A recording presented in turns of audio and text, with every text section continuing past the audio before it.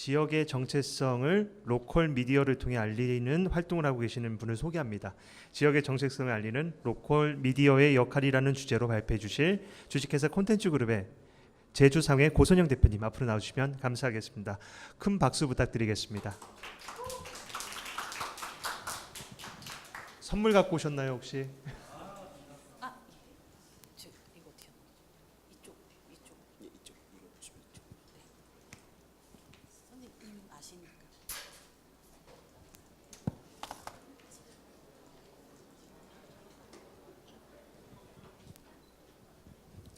안녕하세요. 저는 제주를 기반으로 다양한 컨텐츠 큐레이션 작업을 하고 있는 제주상회 고선영입니다. 안녕하세요. 사실 아침부터 굉장히 긴장이 많이 됐는데 너무 긴장이 많이 돼서 계속 긴장이 되더라고요. 그래서 어떤 이야기를 이제 많이 좀 힘드실 것 같기도 하고 해서 저는 아주 가벼운 얘기이지만 눈물 없이는 들을 수 없는 제주상회의 그 고군분투기에 대해서 좀 말씀을 드리고 그리고 같이 좀 고민을 부탁드리는 그런 자리로 마련을 하였습니다. 제가 2010년도에 제가 되게 날을 잘 맞춰서 제주에 내려왔습니다. 그러니까 이주자라고 말을 하죠. 이주자의 1세대와 2세대의 그 경계선 즈음에서 내려왔었고, 제가 내려왔을 때는 그 제주에 한 해의 여행자가 1,000만 명이 넘어가던 시대였었고, 그리고 그 수는 계속 기하급수적으로 늘어났었던 것 같아요. 중간에 그 사드 때문에 외국인 관광객들이 좀 많이 줄어들기는 했는데, 제가 2010년도에 제주를 내려올 때를 잠깐 이야기를 하자면, 저는 되게 오랫동안 서울에서 여행 매거진 기자로 일을 했습니다. 그래서 사실은 이제 10년 넘도록 그렇게 일을 하다 보니 가본 곳도 되게 많았고 만난 사람도 굉장히 많았고, 늘 어느 순간부터는 제가 가는 곳에 있어서 컨텐츠를 찾아내는 그런 직업이 굉장히 몸에 배었었던 것 같아요. 그래서 뭐 늘 여행 기자들이 삶이 그렇잖아요. 굉장히 알려진 곳 이런 것 말고 다른 것을 늘 찾아다녔을 때, 그때 2000년도 초반 그때부터 어떤 그 큰 도시 이름난 여행지의 뒷골목 같은 곳들을 찾아다녔던 것 같아요. 그래서 2010년도에 제주 내려오기 바로 직전에 소도시 여행의 로망이라는 책을 쓰기도 했었고, 그때 거기에 담겼던 책은 제가 지금 냈으면 더 많이 팔렸을 것 같은데 그때 좀 일러가지고 속초의 청호동이라든지 아니면 목포의 옹금동이라든지 이런 아주 낡은 빈티지한 그런 동네를 다니면서 그 골목에 얽혀있는 이야기를 찾아내는데 좀 집중했던 시간들이 있었고, 아마 그 로컬에 대한 관심과 이런 것들이 저를 제주로 내려오게 했던 그런 배경이었던 것 같습니다. 사실 기자 생활하기가 좀 힘들기도 했고요. 제가 2014년도에 오키나와를 갔다 온 다음에 쓴 글이 하나 있어요. 거기서 하나 찾아냈었는데, 제가 그때 제주에 내려올 때 굉장히 지치기도 했었고, 하지만 굉장히 많은 사람들이 비슷한 생각을 했었던 것 같습니다. 굉장히 자연스러운 것이었고, 그리고 어떤 삶과 일의 경계에 대해서 고민을 많이 했었고, 그런 사람들이 모이고 있는 시기라는 것을 알게 됐었죠. 그리고 나서 2015년 작년에 번역이 돼서 우리나라에도 나온 로컬 지향의 시대에서 이런 로컬, 그러니까 왜 사람들이 이제 여기에서의 로컬은 이제 앞쪽에 약간 정말 로컬 있죠. 농산어촌 이런 곳의 로컬로 가게 된 배경을 이렇게 설명을 해 놓았었어요. 그래서 슬로라이프를 통한 어떤 일과 삶의 균형을 추구를 하고, 그러니까 저희도 앞서서 얘기를 했던 것처럼, 그리고 이제 대도시에서의 어떤 직업이나 경력 그리고 그런 것들을 새로운 것으로 바꿔보려는, 그러니까 삶의 터전을 바꿔보려고 하는 그런 환경이 있었고, 그리고 사실 SNS가 발달하게 된 것도 굉장히 큰 영향이라고 생각을 합니다. 그래서 그 약간 이중적일 수는 있는데 굉장히 그러니까 나만 할 수 있는 일, 새로운 일을 추구를 하면서 동시에 그거를 가지고 연결을 원하고 그리고 누군가에게 인정을 받고 싶어 하고 이런 경향이 같이 있었던 시대에 지금도 이어지고 있지요. 그런 경향이 있었고 그리고 조직의 어떤 그 평생 직장이라는 개념이 막 무너지기 시작을 했던 것 같아요. 그런 조직의 소속감보다는 개인과 사회 간의 거리가 더 개인에게 중요해진 그런 환경이 된 것 같습니다. 근데 이건 사실은 실제로 저도 되게 몸소 체험을 하고 있는데 저희 회사 친구들이 회사에서 하는 행사에 잘 안 오려고 해요. 그런데 동네에서 하는 비슷한 류의 다른 행사는 꼭 가려고 하더라고요. 그래서 제가 좀 서운하기는 한데 뭐 있고요. 그리고 또 이제 이거는 뭐 다 누구나 아시겠지만 굉장히 그 뭐 여러 가지 정보통신의 발달이라든지 뭐 IT 사회가 되면서 어디에서라도 일을 할 수 있는 것 그리고 반드시 서울이 아니어도 대도시가 아니어도 되는 그런 환경이 되었다라는 것이 되게 뭐 되게 혁신적인 내용이 아니라 되게 보편화된 그런 상황이었던 것 같습니다. 그리고 굉장히 제가 가장 많이 듣는 질문 중에 하나가 근데 왜 제주로 내려갔냐라고 했을 때 그거는 저는 대답을 못 하겠어요. 그냥 좋아서 내려갔던 것 같아요. 이유를 댈 수 없는 어떤 그 누군가를 좋아하게 되었을 때 그 사람을 왜 좋아하게 됐는지 말을 할 수 없는 그런 것과 같은 것이었습니다. 그래서 이제 제주로 내려와서 몇 권의 그 제주에 관한 책을 썼고 그 다음에 이제 되게 좀 저도 약간 고민의 시간이 있었죠. 어떻게 살 것인가를 했을 때 그때가 이제 2013년이었고 늘 고민을 하던 게 제주에는 왜 제주 매거진이 없을까에 대한 것이었어요. 저는 매거진을 만들던 사람이니까 아무래도 어디에 가면 어떤 이렇게 나와 있는 뭐 컨텐츠 제작본이라든지 이런 거를 약간 습관처럼 찾게 되는데 아주 출장을 되게 많이 다녔을 때 아주 뭐 작은 소도시들, 그러니까 외국의 소도시들에 갔었을 때 퀄리티가 조금 떨어지기는 하지만 로컬 매거진이나 로컬 뭐 뉴스페이퍼 같은 게 거의 있었던 것 같아요. 근데 제주에는 관광객이 1,200만 시대에 막 접근하고 이럴 때에 제대로 된 로컬 매거진이 없었다라는 점이 약간 계속 어떤 속을 계속 찔렀었던 것 같아요. 근데 이 매거진을 저는 이제 매거진에서 일을 했기 때문에 얼마나 이것이 지속 가능하게 유지할 수 있는가가 얼마나 어려운가를 너무 잘 알고 있었어요. 그래서 사실은 외면을 하고 싶기도 했었고 누군가는 만들어주겠지라고도 생각했는데 시도가 없었던 거는 아니지만 사실 창간과 동시에 폐간이 된 것들도 좀 있었고 움직임이 있었죠. 이걸 만든다고 했을 때 이제 뒤에 나오겠지만 되게 많은 사람들이 부정적인 반응이었어요. 다 10명 중에 9명은 안 될 거라고 말을 했고 그리고 1명은 잘해보렴 이렇게 해줬었던 것이었어요. 그리고 심지어 제가 이제 늘 되게 자주 말씀을 드리지만 여기 계신 김종현 대표님은 제 면전에 처음 만난 자리에서 망할 거라고 말씀을 해주셨습니다. 예, 후원 받으러 간 자리였거든요. 그 이야기는 조금 이따가 이어서 그래서 2014년 봄에 저희가 살아보는 여행이라는 컨셉으로 매거진을 창간을 하게 되었어요. 살아보는 여행은 제가 여행 기자를 하면서 굉장히 오랫동안 생각을 해왔던 그런 개념이고 단 하루를 머물더라도 그곳에 그 지역의 사람처럼 여행을 하자라는 컨셉이에요. 그래서 여행 생활자라는 개념도 이야기를 하고 했었습니다. 어느 날 에어비앤비가 살아보는 여행을 카피로 써가지고 붕괴를 하였으나 클라이언트여서 붕괴하진 않았습니다. 예. 그래서 이제 제주 상해가 확장이 되는 시기가 되어요. 그래서 저희가 그 제주 상해를 만들고 곧바로 인매거진을 창간을 했고 저 이는 I'm in Island Now의 약자입니다. 그리고 동시에 제주에서 인이라고 하면은 있다라는 말을 줄임말로 굉장히 많이 쓰거든요. 그래서 뭐 입에 인 그러면 입에 있다 이런 의미여서 저희가 이제 제주 매거진 인 하면은 이제 제주 리얼 제주인이었는데 진짜 제주가 여기 있다라는 의미로 막 갖다 붙였어요. 예. 그리고 나서 저희가 같이 시작을 한 게 뭐냐면 청년 작가 에이전시였어요. 그때 좀 아무래도 예술가 작업하시는 분들은 좀 빠르잖아요. 청년 작가분들이 굉장히 많이 제주로 이주를 해오던 시기였었고, 그리고 사실은 그분들이 대부분이 개인 작업을 하면서 생계를 유지하기에는 조금 어려운 상황이 많았었어요.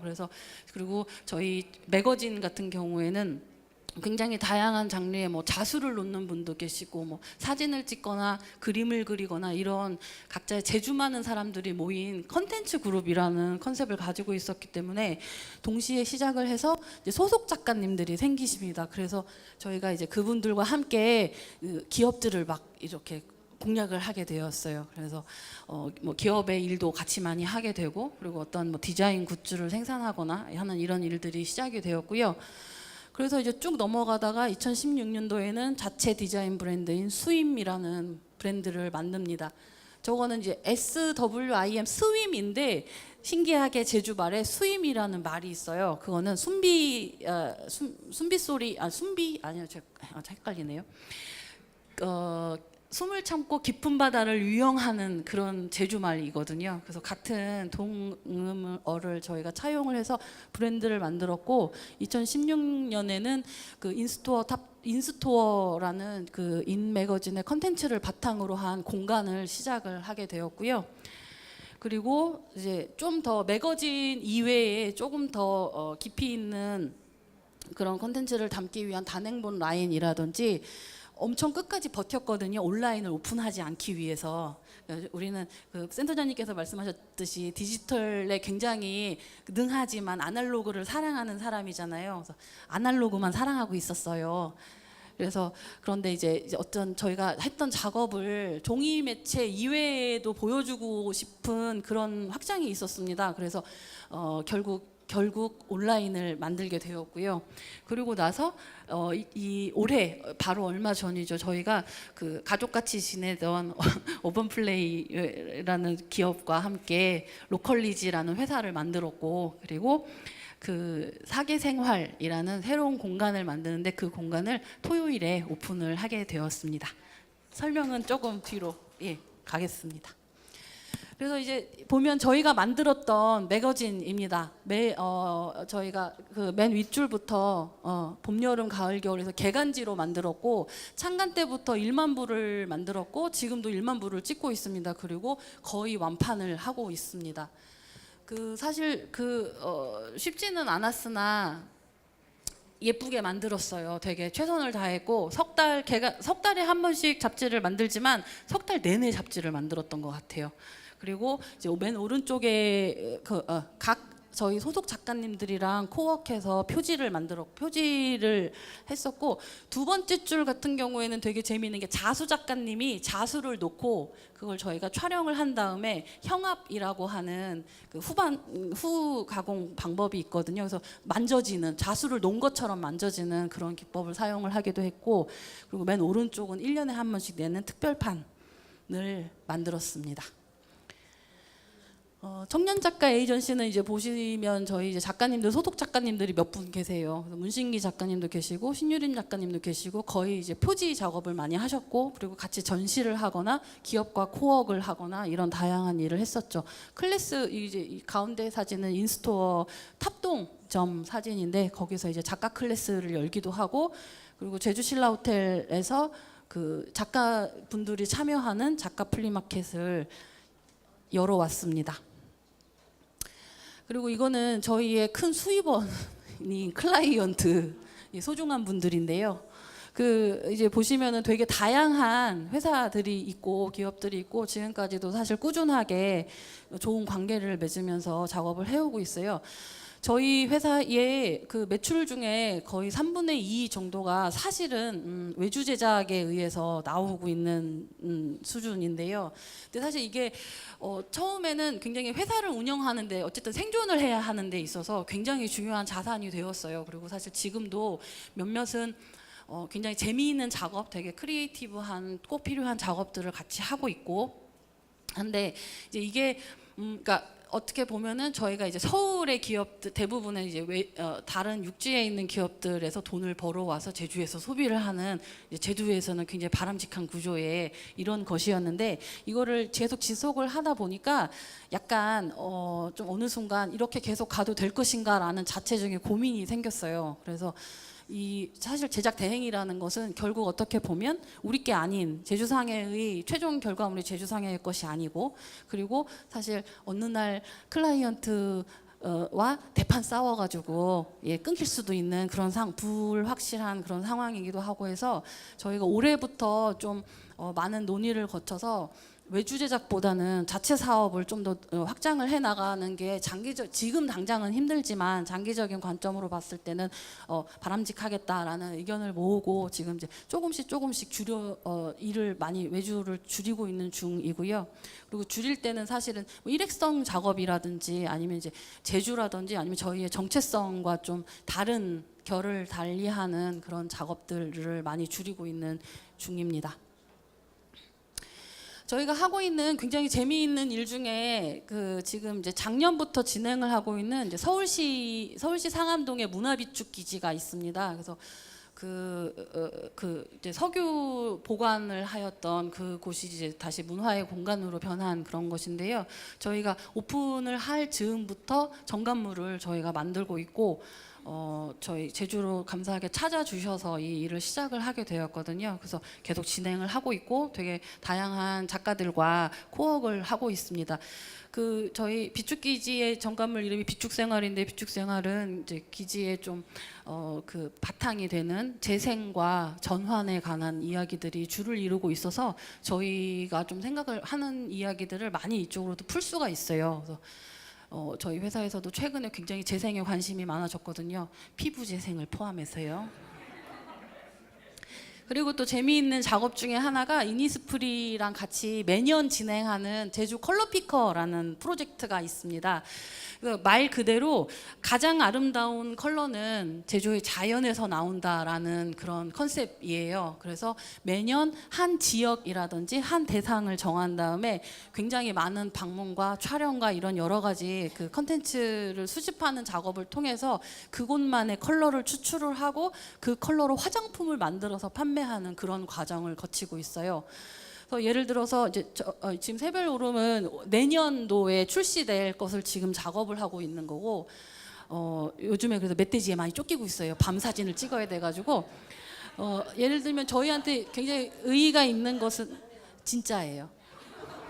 그래서 의의가 있는 것은, 예를 들면 2015년 김영 프로젝트를 했을 때 마을에 굉장히 많은 분들을 만났어요. 근데 마을 분들에게 김영의 컬러에 대한 이야기를 듣는 거예요. 사진을 찍는 것뿐만 아니라, 그때 저희가 만든 매니큐어 중에 되게 반짝이가 많이 들어가 있는 제가 못 갖고 왔는데 파란색 계열의 매니큐어가 있었는데, 그게 이름이 와랑와랑 김영파도라는 컬러명을 갖게 되었습니다. 그리고 그때 그 이야기를 해주신 분이 이장님이셨는데, 이장님이 아주 햇살이 파란 하늘의 날에 방파제에 파도가 부딪혔을 때 그게 이렇게 탕 하고 터지면서 반짝반짝반짝 이렇게 떨어지는 게 그렇게 예쁠 수가 없다라는 말씀을 듣고 그걸 만들어낸 색이었었거든요. 근데 이게 원래 일회성 작업이었어요. 2015년에만 하는 거였는데 이게 되게 잘 된 거예요. 그래서 심지어 글로벌로도 판매를 하게 되었습니다. 그때 저희는 알게 된 거죠. 그러니까 제주라는 곳에 오지 않았던 어떤 외국인 분들이 와랑와랑 김영파도라는 컬러를 보고 제주에 김영마을이라는 곳이 작은 마을이 있고, 그리고 거기서 부서지는 파도의 색은 이런 색일 것이다를 상상을 할 수 있게 되는 그런 이제 계기가 되었던 것이 되게 좋았었던 것 같아요. 그래서 올해까지 이제 매년 이 작업을 계속 하고 있는 중입니다. 이것도 되게 재미있었던 건데요.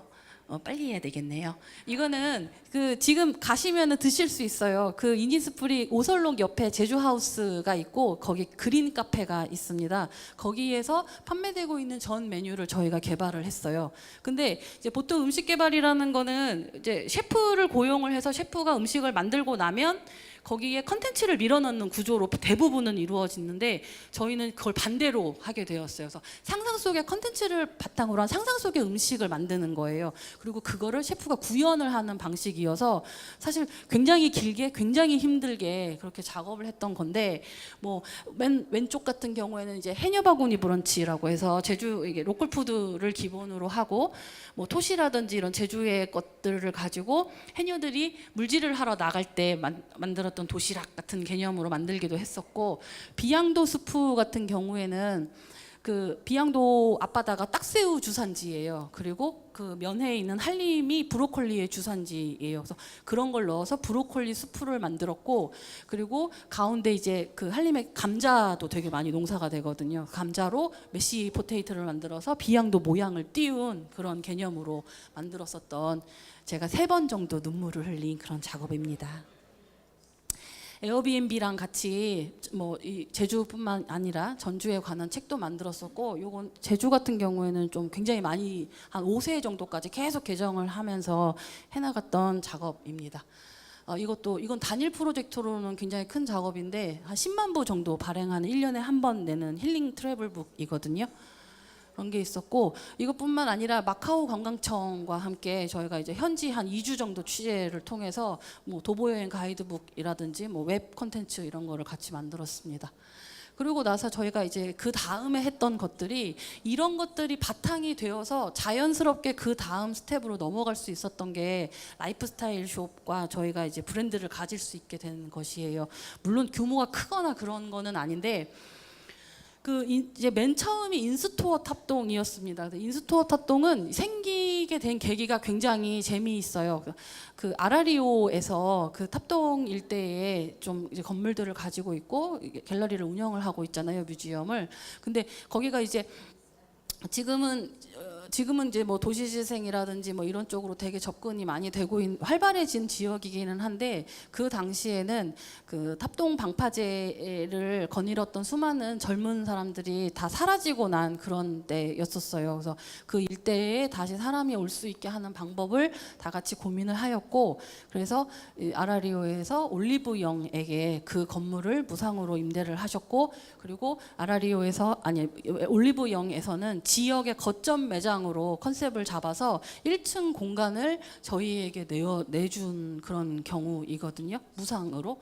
그래서 저희가 이곳에 들어가서 뭐 영상이라든지 아니면 저희가 계속 하고 있는 리슨 제주라는 프로젝트가 있는데, 소리로 여행하는 제주, 그런 내용이거든요. 그런 것을 전시를 하고, 그리고 이제 소규모이지만 뭐 작가 갤러리 전시도 있고, 그리고 뭐 여러 작가님들의 프로그램을 운영하는, 그렇게 사용을 했고요. 그리고 여기서는 이제 어떤 프로그램을 했냐면, 어디서나 들을 수 있는 건 사실 의미가 없잖아요. 그래서 제주에 와서만, 그리고 가능하면 이곳에서만 할 수 있는 그런 프로그램들을 준비를 했어요. 예를 들어 두 번째 같은 경우에는 한라산에 오르다라는 건데, 한라산 소주가 제주의 또 대표적인 로컬 브랜드 중에 하나잖아요. 그래서 한라산 소주로 만드는 칵테일 클래스 를 운영을 하기도 했었고, 그리고 우리나라 최고의 시장 전문가인 이희준 님과 함께 그 동문시장과 이런 곳을 이제 투어하는 시장 도슨트 투어를 하였고, 또 제주어 시장은 제주어로 좀 시를 같이 나눠보는 시간, 이런 것도 있었습니다. 롱라이프 디자인에 또 굉장히 또 그런 철학이라든지 이런 걸 공감을 해서 그 일본의 D&D 디파트먼트 관련한 그런 프로그램도 있었고요. 이번 올해 7월에 오픈한 중문의 상점입니다. 저희가 이제 본격 편집숍이 되겠죠. 그리고 여기서 저희가 본격적으로 굿즈를 만들게 됩니다.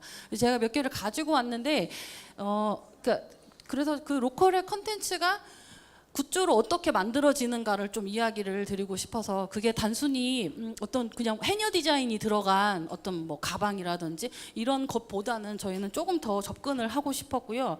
그래서 예를 들면 저희가 이제 그 신흥에 가면 동백마을이라고 있습니다. 그래서 이제 늦가을 정도가 되면 팔러 온 거 아니고요. 늦가을이 되면 마을에 할머니들께서 한 알 한 알 그 땅에 떨어진 동백 씨앗을 주우세요, 직접. 그거는 다른 사람은 주우면 안 돼요. 마을 할머니들만 주울 수 있는 거거든요. 그럼 그거를 좀 비싼 가격으로 마을에서 운영하는 방앗간에서 수매를 한 다음에 거기서 직접 동백 기름을 짜요. 그런데 이제 굉장히 소량이기 때문에 뭐 이렇게 막 널리 판매가 되지는 않아요. 그런데 이 마을에서의 고민이 패키지라든지 브랜딩에 있어서 굉장히 고민을 많이 하셨던 거예요. 근데 저희가 할 수 있는 일이 그것이었기 때문에 마을과 함께 손을 잡고 동백기름을 만들게 되었고요.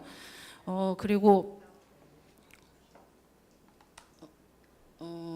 또 이제 뭐 꿀이라든지 꿀 같은 경우 꿀도 만들었는데 이제 꿀은 30년 정도 이제 농사를 지으신 꿀 농부님께서 꿀을 생산을 하시거든요. 이거는 이제 제주도에서만 주로 볼 수 있는 떼죽나무 꿀이라는 것인데 꿀을 만들고 여기서 이제 끝나는 것보다는 꿀을 채취를 하고 난 다음에 밀랍을 가지고 제주의 향초 작가 빌롱빌롱이라는 브랜드의 향초 작가분이 계시는데 그 밀랍으로 밀랍초를 만드는 그런 과정까지 연결이 되고 있습니다.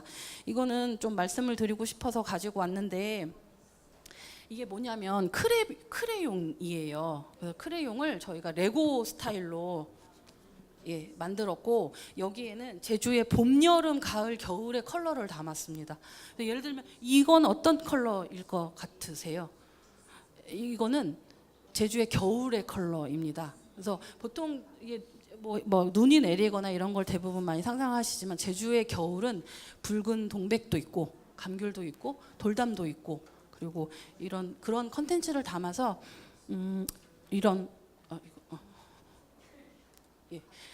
굿즈들을 만들고 있는데 이것이 저희는 이제 기본적으로는 생산자를 가장 우선으로 한 그런 이야기를 좀 하고 있는 중입니다.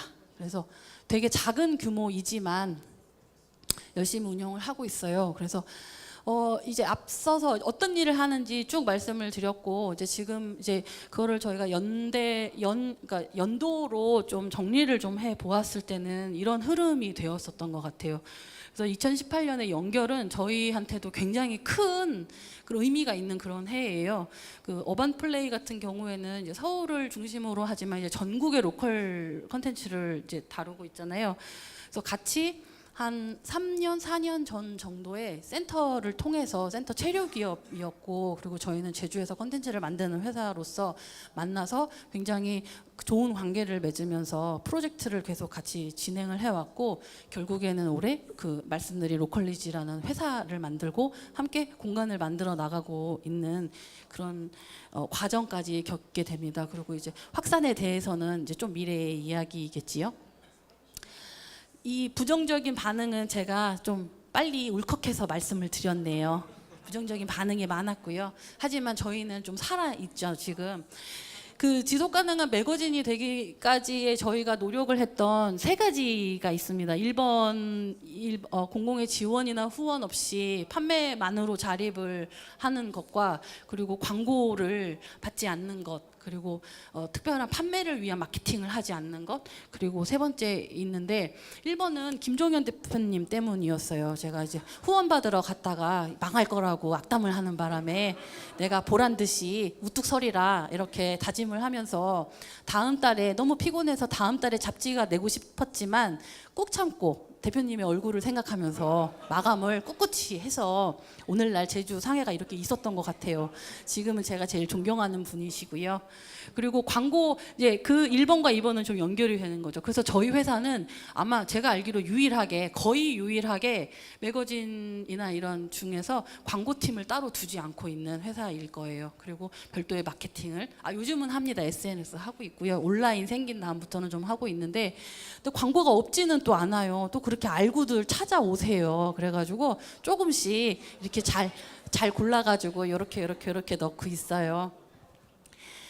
그리고 이제 3번째 새로운 유통구조 같은 경우에는 이게 저희가 창간할 때에는 지방 소멸의 시대가 막 갑자기 엄청 떴었고 그것과 마찬가지로 그것과 이제 같이 맞물려서 지방 서점 소멸 붕괴 시대에 다 이르렀던 그런 때였거든요. 제주도에 그 인구가 57만 명이었을 때 서점이 34개밖에 없었고 그리고 대부분이 학교 앞에서 참고서를 파는 그런 수준의 서점이었고, 그랬을 때 저희는 그래서 판매를 어떻게 할 것인가를 고민을 하기 시작했죠. 저희가 광고를 안 받으니까 열심히 팔아야 되잖아요. 그래서 저희가 생각을 해낸 거는 카페 내지 여행자들이 이제 막 몰리기 시작한 스테이라든지 이런 곳들을 좀 주목을 하게 되었던 거예요. 물론 지금은 동네 서점이 동네마다 곳곳마다 생겨가지고 좀 괜찮아졌는데, 그래서 처음에 창간을 했을 때 저희가 사정을 해서 잘 가는 친한 카페에 부탁을 한 6곳으로 저희가 판매처를 시작을 하게 되었고요. 그리고 났는데 놀라운 것은 그 다음 해에 100곳으로 늘어나고, 이것은 저희가 하나도 따로 어떤 잡지를 잘 만들기 위한 노력 이외에 판매처를 확보하려는 뭐 이런 건 없었으나, 우리 인매거진을 팔고 싶어 하시는 분들이 되게 자발적으로 판매처가 되어 주셨습니다. 그래서 이 이후에 이제 막 독립서점도 생겨나면서 이제 굉장히 이런 작은 카페라든지 소규모 공간에서 이런 것들을 판매하는 그런 환경이 굉장히 많이 늘어난 것 같아요.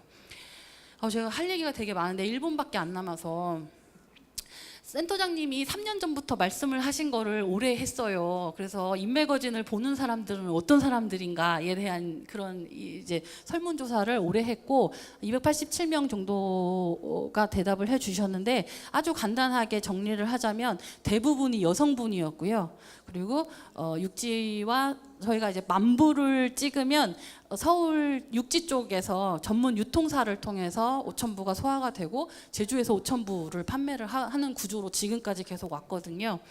근데 이제 구입 경로가, 그래서 보면 어떤 온라인 서점이라든지 이런 것보다는 독립 서점과 카페에서가 대부분인 그런 결과가 있었고요. 그런데 이제 이 1, 2, 3 위에 팔리는 컨텐츠를 제작을 하는 거를 제가 이제 뒤늦게 넣었잖아요. 그러니까 결국은 근데 컨텐츠이다라는 결론을 말씀을 드리고 싶어서 이렇게 흘러갔던 것 같아요. 누구나 다 알고 계시겠지만, 그래서 저희 그 컨텐츠, 그러니까 저희 설문조사에 의하면 되게 두근두근했어요. 왜냐하면 제가 되게 많이 들은 얘기가 표지가 예뻐서라는 얘기를 되게 많이 들었거든요. 그래서 정말 디자인이 예뻐서의 압도적인 몰표가 나오면 나는 어떡하나 이런 생각을 했었는데, 너무 다행히 컨텐츠가 좋아서라고 답을 해주셨네요. 그래서 저희는 이제 그것과 맞물려서, 그런데 보통 로컬에서 만들어진 어떤 컨텐츠, 그러니까 이런 특히 뭐 이런 종이라든지 이런 거에 대해서 사람들이 로컬이니까 약간 부족해도 돼라고 조금 이렇게 좀 너그럽게 말씀을 해주시는 경향이 분명히 있거든요. 근데 저는 전국, 그러니까 애초에 제주에서만 팔려고 했던 것도 아니고 전국을 대상으로 하려고 했었고요. 저희는 그렇게 했을 때 일단은 재미있는 컨텐츠여고 예뻐야 되는 컨텐츠라고 생각을 했어요. 너무 좋아서 너무 예뻐서 샀는데 알고 보니까 내용이 너무너무 좋다라는 것이 금상첨화라고 생각을 했었거든요. 물론 그 반대도 마찬가지입니다. 컨텐츠가 너무 좋아서, 그러니까 그 반대의 경우는 예쁜 쓰레기를 생산을 해내는 거예요. 예, 쓰레기 같은 컨텐츠를 예쁘게만 해서 판매하는 것에 대한 경계도 늘 하고 있는 중이고요. 요거 읽어보세요. 예.